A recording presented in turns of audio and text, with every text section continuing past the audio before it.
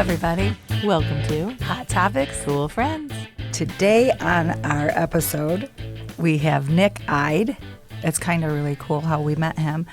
He came into our store, and you guys can't see us, so it's really awful. But Is it though? His entire family is amazing looking. Like, they looked like all of them. His wife, him, and his two children walk in the store, and we're like, wow, who are these people? Uh-huh. And then I think he was speaking Italian. And anyway, it went on from there. But his daughter, Marianne, takes voice lessons from my daughter, and we became friends. But then we actually realized what Nick did for a living and several different things, and it was just so interesting. So, Nick, welcome. We're going to have you talk a little bit about what you do and your company. And I have to say, though, that Wendy sent me a list of questions last night. Now listen, you guys know that we're off the cuff and we never have anything planned out or written down or anything. Well, so I said, what is this about? And Wendy goes, I want to know all the things. And I'm like, okay, so shoot. So there you go. I'm on the edge of my seat right now because I have not seen these questions. So They're not, trust us, we're not. First of all, this is a clean rating, so we'll save some others maybe for another time. But we got to back it up just real quick, because when we were at that vendor event is when... we realized who. So we're doing the boutique vendor event, and Nick and his family pop in, and we're like, "Why are you here?" And he's like, "Well, I own the building." And we're like, "Oh, okay. Of course you do. This is a beautiful building." And then, we're just like, "Oh, it's Nick." And anyway, so that's when I don't want to say stalking, but that's when my research started. And let's start with the Italian Bowl, because. Stop it. This is impressive stuff. It's extremely impressive. So my experience with the Italian Bowl is my son owns Wildside Brewing Company. And we were on the roof when the teams were across. And I was like, this is the best night ever. Big deal for Toledo. Yeah, it was very exciting for me personally, too, and I know we'll get into a little bit of my history, but I was fortunate enough I'm not Italian, but I lived in Italy for a number of years, fell in love with the country, met my wife there. And then came back to the States and settled into what's now my professional career. But to be able to have the Italian Bowl here, to host the first international sporting championship to be played outside of its own country and have it here at the Glass Bowl in Toledo was amazing for me personally, because I played in that league. But then it was also amazing from the standpoint of what it meant to the community and how everybody got involved from the community. I mean, getting guys like John Grisham to come here for the weekend, and it was his first time in Toledo, have an amazing time. He wrote the book Playing for Pizza about the Italian Bowl. Calvin Johnson, who is a Hall of Famer with the NFL, to be here, to be involved with these Italian guys who, I always tell the story, it's American football. These guys all work day jobs. They work as doctors, they work as surgeons, lawyers, laborers, from all walks of life, and they use American football as their passion, as their outlet. And to have them, share that passion with us and bring that experience here was a beautiful thing. And the community, Toledo itself, really embraced it, which it was special for me, and especially to be a part of that. Mm-hmm. Yeah. So how did it?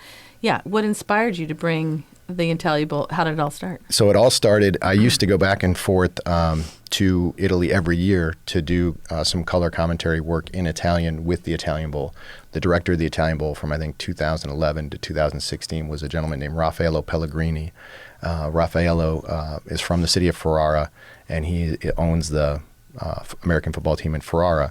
And so, we developed a friendship, and he came to visit me here in Toledo one time, had a great time. He's a big golfer. His son is a national team golfer in Italy. And so he had the chance to play at Inverness and then have a tour of the University of Toledo. And so when he left his tour of the University of Toledo and the Glass Bowl, he grabbed me and said, "Nick, what if we did a destination Italian Bowl and played it here in Toledo?" And from that point on, it kind of generated this idea of, wow, no national championship has been played outside of its own country, and we get to kind of, break the mold a little bit and do that.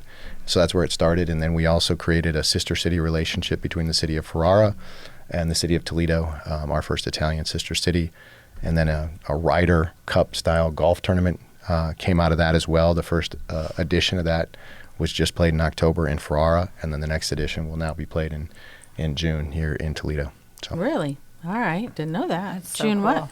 what? June 26th and 7th, or 26th and 27th. Okay, that weekend. And then the Italian Bowl is coming back, and will be played on that Saturday, the June 28, 2025. That is going to be a fun weekend. All right, we're putting that on our calendars. So what anything, not terrible, but what obstacles did you come across? Okay, top 3. Well, first, COVID, right? Yeah. Because we were originally going to do this before COVID, then COVID hit, and it paused everything. Like, can you believe it's 5 years ago? It doesn't seem like it's 5 years ago. No, it doesn't. That was You're right. 5 years ago. So that was the big first one. The next one was working with the NCAA because this is so out of the realm of what is normal. These, all these Italians that play this game for a passion, to play it on a campus and to get a waiver to do that, so that it's not quote unquote a recruiting activity, which of course it's not. But that sort of stuff had to be finalized. That took a while, and then just anytime it's a first time event, I mean, there are just things you have to navigate and figure out and make sure. Oh, this was the big one. If you recall, in 2023, that's when all the traffic started to come back to flying, and air traffic controllers weren't staffed, and there were storms. Well, I think they were hit with 3 big storms in New Jersey, and the majority of our flights were routed through Newark. Sure. And so all the flights were canceled like the night before they were supposed to get in. They were canceled not from starting in Italy, but going from Newark to Detroit.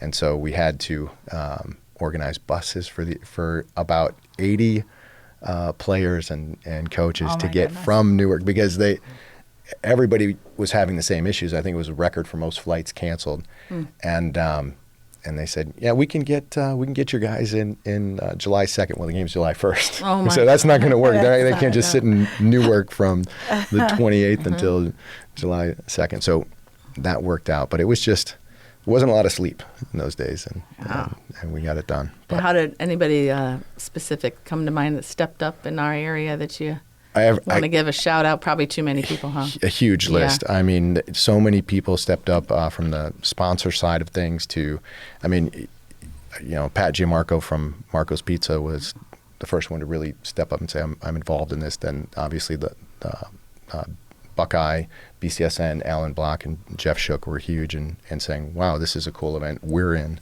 We want to be a part of this. And then just the amount of volunteers, can't say how many people step up and said, have some roots in Italy, want to be involved in this. And then after that said, we want to see it come back. So That's awesome. They want it back. That's always a good sign. It is. Yes. And we have there'll be one really kind of exciting announcement that we'll make in mid-January, which would add something really unique to the whole experience. And so we're finalizing that, and that'd be kind of fun to. It's a secret. It's a secret. Maybe right on now. our second show he can come back and tell us. Happy to do it. Awesome. Happy. So one of the other things when I was going through, I think I found this on LinkedIn about you. You're an actor. Tell us about how this all started. So I'm the youngest of 6 kids, and so we kind of grew up. Sports was kind of secondary in the beginning, and I can't sing like my daughter Marion, His daughter has an incredible voice. And like, my wife seriously. too. But yeah, Do they both? Oh, Yeah. does she? I haven't. Oh. No, she keeps it kind of under wraps. But Well, that's where Marianne gets it from then. yes, her because she didn't mom. get it from me. From me, I wish. But we grew up in dance and in theater, and so that was a big part of my life. Kept it up in college, and then every now and then I would get different.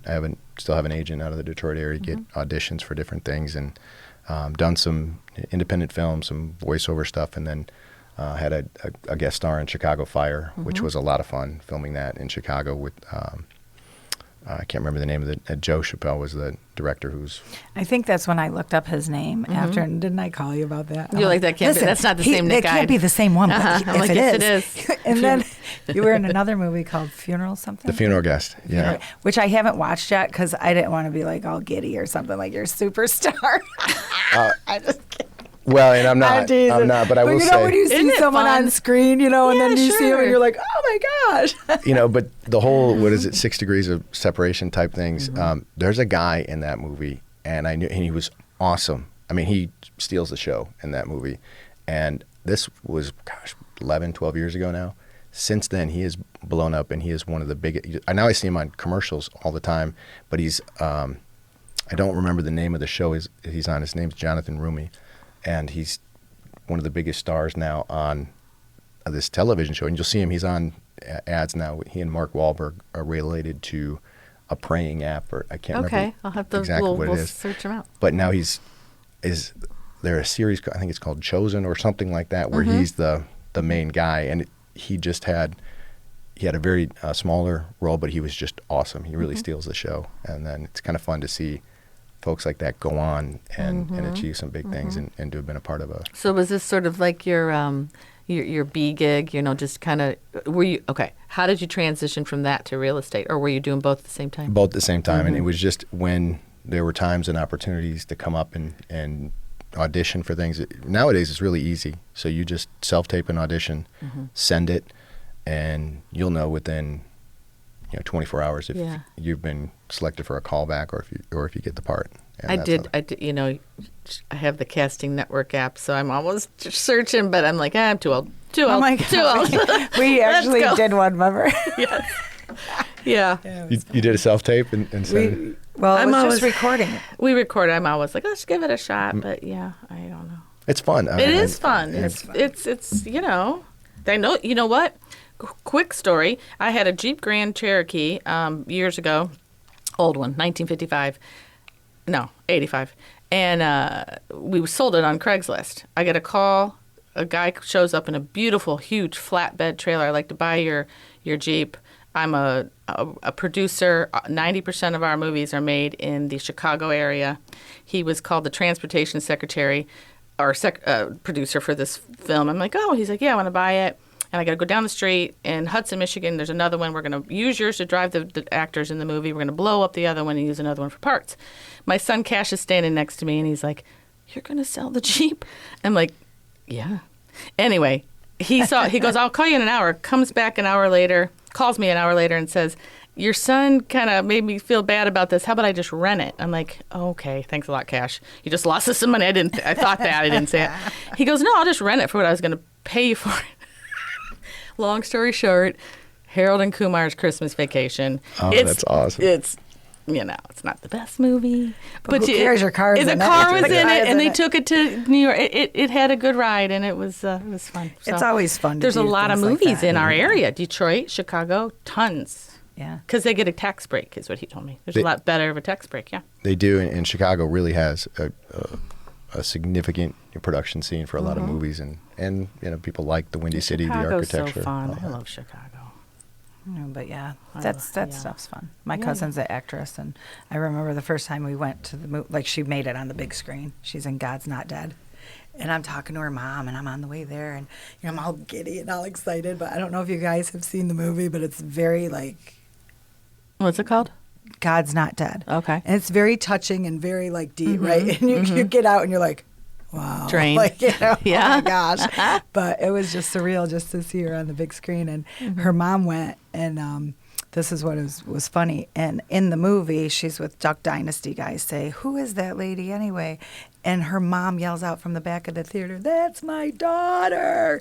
And so everyone was like, is that really your daughter? Kind of thing. So it is fun to Yeah, of see course. people Sure. on, in that environment that It's fun. Yeah, A lot of fun.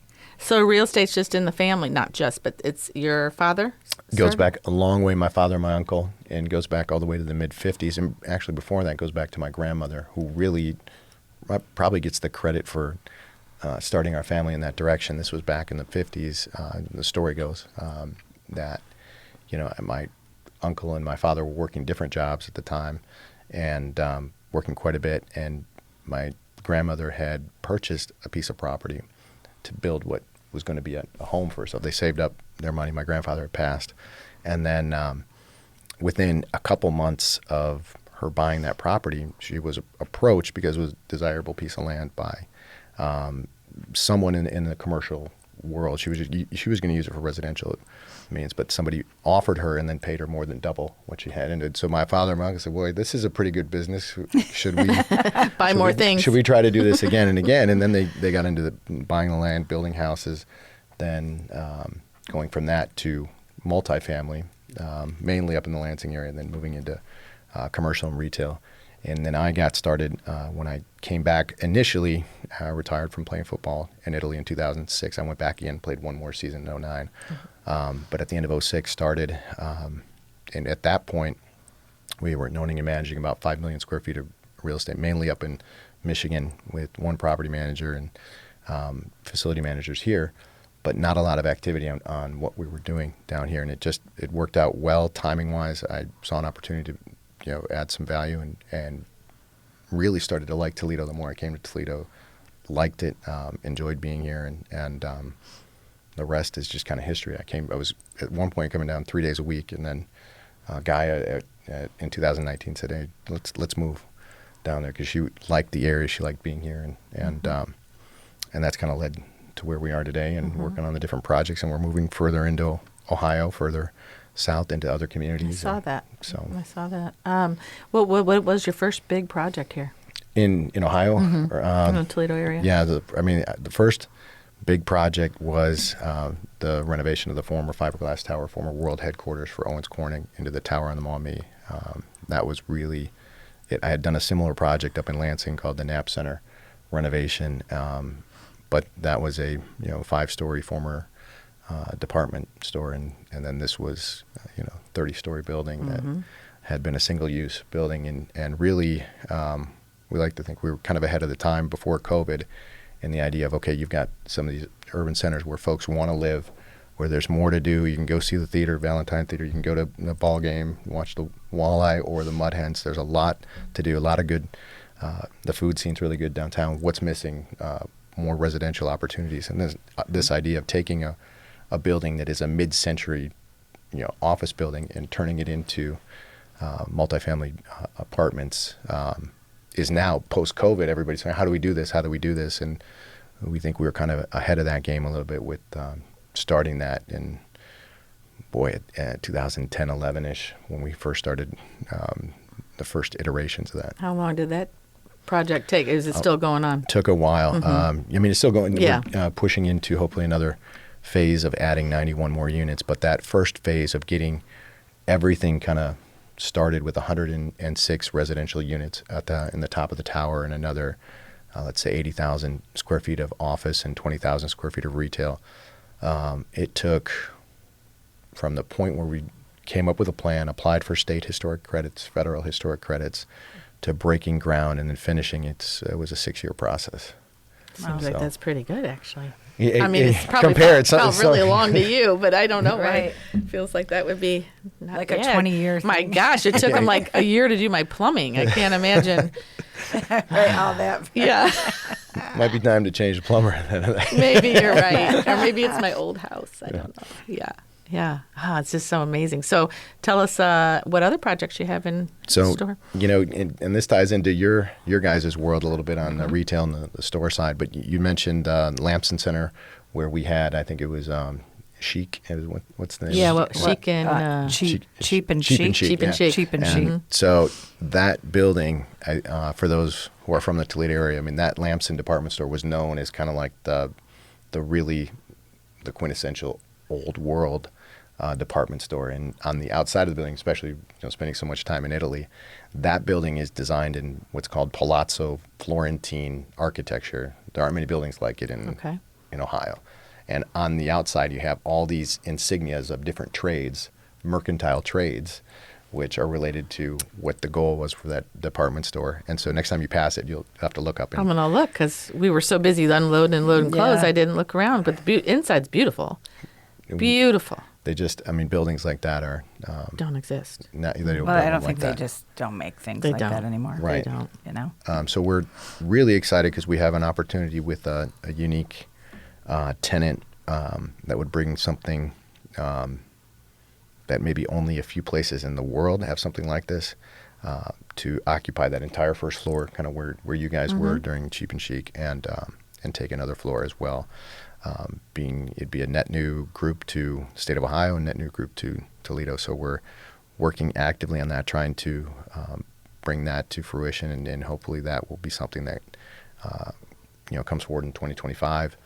Beyond that, working on single family developments now too, because as we know, there's just not a lot of supply out there for folks who want to buy single family homes. We're doing that in some different communities and adding additional units to the tower as well. Kind of a different, always there ties back to Europe, but a different micro unit, which is anywhere from 500 square feet to at the highest 800 square feet. But the 500 square feet units, I mean, when I was living in Europe and I was playing football, I'd show up with 2 duffel bags and I would be living in 300 square feet and just totally fine. It's how you design things, how you make use of space, and what's around you. And there are enough things now with downtown Toledo where you can walk to so many different things. I didn't even mention the new Metro Park across the river where you have the ribbon. The ribbon. I just love that place. We do too. Yeah, it's just the so kids love welcoming, it. so warm, and so we're looking forward to bringing a new product to the market as well. That's amazing. So exciting. So I have a question. Out of playing football in Italy, acting, real estate, those things, the Italian Bowl. If someone asked you, okay, Nick, you have to just pick one, what would it be? Yeah, so that's a good question. I would not pick football now because like the challenge, the more you learn in life, I'm 45 now, the more you learn in life, it's like what you learned and what you gained from these experiences, and then whatever happens to you after this life, then hopefully you're not taking any material things with them, but maybe you're taking some form of that experience with you. But I learned so much from football. I climbed the mountains that I could climb with that. I think I did the best that I could with the abilities that I had. So I feel like I've run that course, and I don't, I have wonderful memories, but I don't have regrets, and I don't have Any resentment Any of not regrets or doing it. missing miss it. anything. Acting, I feel the same way. If there are opportunities to do more of that, I would do it, but I don't miss anything in that world. I do feel like in the real estate world, and then also with the different involvement in football, things like the Italian Bowl and being more involved with that Italian league, there's still some, undiscovered country to throw in a Star Trek Right? line there. But I think those are the things that just now where I am in my life, I think those are the areas that I'm most interested in, want to keep, pushing the envelope and climbing that mountain. So. And seeing that before and after of what you've created is huge, right? I feel like it would be. It is, and I firm believer in if you're adding value to things, people appreciate value, especially now. We take a lot of pride in that, trying to, with our buildings, with our care of our customers, our tenants, and things like that, spend the time and do it right and make it a good experience for everybody, and that and we continue to improve on that and continue to kind of embrace that journey and the challenge of growing our business that way. Do you have any advice to give to, well, let's see. Would you have any advice to give to actors, football players, or, real estate? Well, yeah. Or even to I maybe would have given it to myself That's what I way was gonna back say. when. Yeah. Looking the, back, if you had advice to give to yourself, that's a good idea. My favorite quote, as it relates to I think it applies to any discipline. It's continuous effort, not strength or intelligence, is the key to unlocking your potential, right? And that's something that was Winston Churchill's mantra through the Second World War when they were down and out and things were not looking good. But continuous effort, even when, things don't look like they're going to go your way, what can you control? Your effort and your perspective and your optimism. Those are the things you can bring regardless of outcome. And so that would be the advice I would give to, and it's the advice I keep giving to myself. Right. Sports have a lot of help with things, don't they? Yes. I mean, they really do. They do, because it's pretty cut and dry where you end up with sports. So Nick, tell us a little bit about your family. So there are 4 of us. There's Gaia, my wife, who's originally from Italy, came to the United States when she was 26. And then Marianne, who you know, who's the budding singer, and then George, our son. So they're 12 and 10, just full of life, full of joy. In particular, George, his favorite spot, as you guys know, is I think one of his favorite things in life right now is the chewing gum cigar at the store. So every time we pass by, he's making his way directly to you guys. He's a doll. Both your kids, your whole family, your wife, you guys are just like we said in the very beginning that, who's this cute, adorable family? And you're referring to all the ones with hair, right? No, all of you. So are we going to ask him did you prep him? Did you tell him? I didn't even mention It's that. not, Did I? I don't know. What I walk into here? I don't know. It's not bad. Trust us. No. So, Nick, well, first of all, wait, before I ask that. Yeah, there's probably, I have 10, 20 more questions. But I know, well, it's Nick Eyde, but the name of your company's is Guide. Guide right? Development, yeah. So anyway, I'll go with the question. Why are you our cool friend? Because the podcast is Hot Topics. Do we need a new question? Cool friend. We need to get a new one. We need no. Let's change it right now. No. We're going to make Nick the last one that we asked that question to, and then our next season. I think Nick can change it for us. We'll brainstorm on that. But I feel like it needs to go to the next level. But we still have to ask. You still want my answer? Yeah, because everybody else is answer. Nick's like, I go to my. I'm going to take a stab at it Yeah. and see what you guys. First, one of my other big sayings is beyond the Winston Churchill quote: "No such thing as coincidence." Right. So we came into your store that day. We're speaking Italian. My daughter's now taking voice lessons and enjoys the heck out of it. In fact, the last 2 songs she's written are like, you're 10 She's years writing old. her own? She's writing. Wow. You're 10 years old. Like when fabulous. Actually, Nick got scolded a little bit because Marianne was not going to take a whole lot more lessons. And I'm like, why are you doing that? Did you not hear her song that she wrote? He's like, It was it's like that fabulous. same I day. go, you cannot stop her. You can lesson. Continuous but coaching. you have to. She's amazing. Like it's raw talent, and you don't find that. And again, so this goes with my answer: no such thing as coincidence, right? Because then yesterday, she doesn't know that I'm doing this podcast, so she and I listen to it together. But yesterday, I'm ready to start singing again after the first year, and she had this is classic dad, right? What did she wanted some things that she was going to do or accomplish with it, and I don't remember what those are right now. It reminds me of, do you know that there's a comedian, Nate Bargatze. Bargatze. Oh, Have you heard I love him. Have you heard his thing about being a dad? Yes, I listen to him all day long. I played that love him. for my wife. I was like, this is so me. Where he's like, the school calls him to pick up the daughter, and he's like, you're calling the dad, right? Like, Yes. and I feel like that right now because we just talked, and I knew she had some things she wanted to. We'll have to revisit. Well, that it's funny He's the best. because my daughter says yesterday, out of the blue, she says, I just really wish Marianne would have auditioned for Shrek because my daughter's the musical director at Sylvania Arts. And she's like, I just can't believe. I go, well, her dad, maybe he just wants her to play sports. No, I want her. Now we're gonna. I want her to audition because that's You could do both. Yeah. Yes, And for you sure. should. I mean, you I should. agree. Sure. You Yeah. should. But yeah, And auditioning's the key, right? Because then it pushes you and pushes your limit. Teaches puts you you a on- lot of life lessons. you learn so much from both. All the things. Sides. Yeah. Yes, So- yes. So let him answer. So Oh I my mean God, that's so my. back to- So why are we friends? That's because there's no such thing as coincidence. That's Us true. coming in that day. So will you come back in January to give us maybe your big announcement? I hope to come back and give you 2 big announcements, All which I right. think would be a lot of fun. So Awesome. if you guys have me back, Well, of course we will. And Of thank you course. so much for maybe coming. Yeah, maybe we'll go on the road and go to one of his places next time. Go on the road with the show. love to have you. Yeah. Great. That'd be great.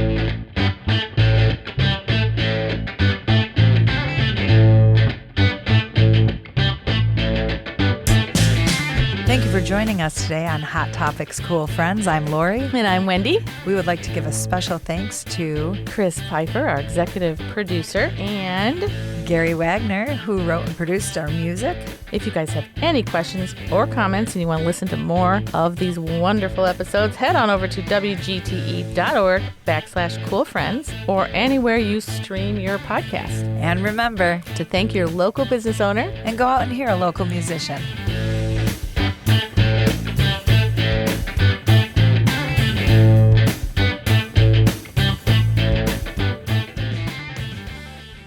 WGTE. Voices around us.